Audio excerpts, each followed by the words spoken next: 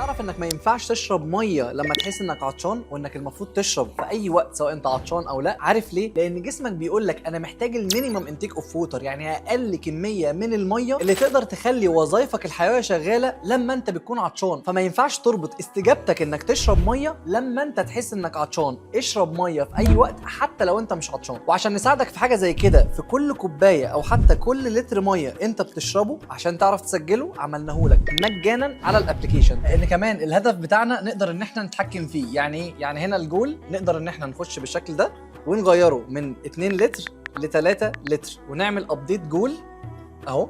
هدفك مثلا تشرب كام لتر ميه، غيرته بكل بساطه هنعمل كده برضو اهو، ابديت للجول الهدف بتاعنا زي ما احنا، ما نعملش مونتاج الناس تشوف. بص بقى 3000 مللي.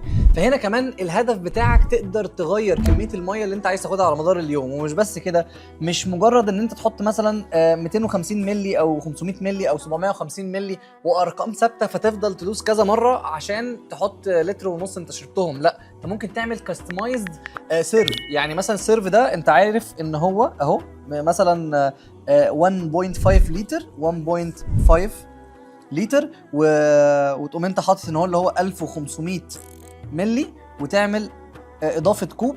وساعتها هيظهر لك هنا في الجزئيه دي اهو، هيظهر لك هنا ان انت ممكن تحط الكوبايه اللي هي اللتر ونص. فاول لما تحطها بالشكل ده هتظهر لك على طول ان انت شربت لتر ونص من الميه. ده سواء انت عملته من الابلكيشن او عملته من السيستم، الاثنين مربوطين ببعض. يعني انا اقدر اضيفه لك كمدرب وانت تقدر تضيفه لنفسك كعميل.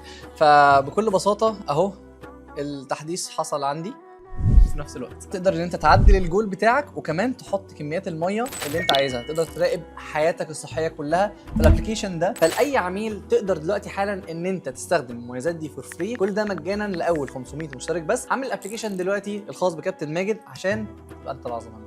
سلام.